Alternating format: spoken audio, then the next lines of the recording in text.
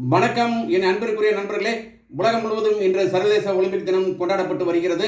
இது 1894 பாரிஸ் நகரத்தில் முடிவெடுக்கப்பட்டது. ஒலிம்பிக்ஸ் தினத்தை நாம் கொண்டாட வேண்டும் என்று. அது சர்வதேச ஒலிம்பிக் தினமாக இன்று வரை கடைபிடிக்கப்பட்டு வருகிறது. ஜூன் 23ஆம் தேதி.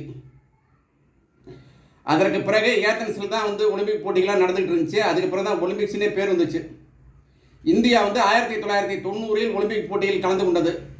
இது வரைக்கும் நம்ம வின் பண்ணியிருக்க மெடல் பார்த்தீங்கன்னா 41 மெடல் வின் பண்ணியிருக்கோம். 10 தங்கம், 10 வெள்ளி, 21 வெங்கலப் பதக்கத்தை வின் பண்ணியிருக்கோம். இண்டிவிஜுவல் மெடல் கோல்டு அப்படின்னு பார்த்தீங்கன்னா 2 தான் வின் பண்ணியிருக்கோம். அபினவ் பிந்த்ரா ஷூட்டிங்கில் 2004 பெய்ஜிங்கில் நடந்த போது வின் பண்ணார். இண்டிவிஜுவல் கோல்டு, அதுதான் ஃபஸ்ட்டு கோல்டு. அடிச்சு நொறுக்கினார் மனுஷன்ப்பா, சூப்பர், தூள் கிளப்பிட்டார். இதை நாம் ஏன் சர்வதேச தினம் தமிழ்நாட்டில் உள்ள கிராமங்கள் தோறும் உள்ள இளைஞர் பேரவைகள் கொண்டாட வேண்டும்? நம்மளுக்கு சக்தி அதிகமாக இருக்கிறது, விளையாட்டுத் துறையில் பணமும் அதிகமாக இருக்கிறது. என் அன்பிற்குரிய நண்பர்களே, இளைஞர்களே, தமிழ்நாட்டில் வாழும் எல்லா இளைஞர்களும் யார் யாருக்கு விளையாட்டுத் துறையில் இன்ட்ரெஸ்ட் இருக்குதோ அவங்க கிராமத்தில் இந்த தினத்தை ஊக்குவிக்க வேண்டும். அடுத்த வருடம் நீங்கள் கிராமங்கள் தோறும் இதை கடைபிடியுங்கள். உண்மையில் சொல்கிறேன், விளையாட்டுத் துறையில் இருக்க மாதிரி பணம் எதுலையுமே கிடையாது.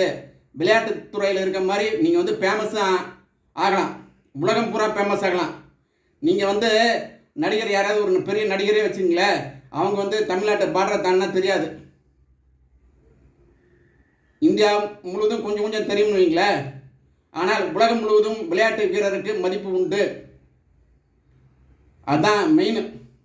உங்களுக்கு சக்தி இருக்கிறது, நீங்கள் கண்டிப்பாக வின் பண்ண முடியும். இந்த விளையாட்டுத் துறையில் நிறைய பணம் இருக்கிறது. அதனால் என் அன்பிற்குரிய நண்பர்களே, தமிழ்நாட்டு இளைஞர்களே, உங்கள் சக்தியை நீங்கள் பயன்படுத்துங்கள். 2024 பாரிஸில் நடந்த ஒலிம்பிக் போட்டியில் 100 மீட்டர் உமன்ஸில் அமெரிக்காவை சேர்ந்த ரிச்சர்ட்சன் தான் ஃபஸ்ட்டு வருவாங்க, கோல்டு அடிப்பாங்க அப்படின்ட்டு எல்லோரும் நினைத்து கொண்டிருந்தார்கள். ஆனால் அடிச்சுட்டு போனது வெஸ்ட் இண்டீஸில் ஏதோ ஒரு சின்ன தீவிலிருந்து ஆல்பர்ட் நோபல் என்ற பெண்மணி அடிச்சுட்டு போயிட்டாங்க. அதனால தான் சொல்கிறேன் நண்பர்களே, ஒலிம்பிக்கில் எது வேணாலும் நடக்கும். இன்றைக்கி ஃபாஸ்டஸ்ட் பெண்மணி யாருன்னு கேட்டால் அவங்க தான், ஆல்பர்ட் நோபல் தான். பார்த்து கொள்ளுங்கள். ரிச்சர்ட்சன் புலியாக பாய்வாங்க, ஆனாலும் அவங்களே தோக்கடிச்சிட்டாங்கல்ல. அதுதான் விளையாட்டுத்துறை. அதனால் தமிழ்நாட்டு இளைஞர்களே, உங்களுக்கு என்னுடைய நல்வாழ்த்துக்களை தெரிவித்துக் கொள்கிறேன். நீங்கள் விளையாட்டுத் துறையில் இறங்குங்கள், பணமாக சம்பாதிங்கள். அல்ல பணம் எதில் இருக்கிறது என்றால் விளையாட்டுத் துறையில் இருக்கிறது, ஷேர் மார்க்கெட்டில் இருக்குது. அதனால் நீங்கள் வெற்றி பெற விளையாட்டுத் துறையில் இறங்குங்கள்.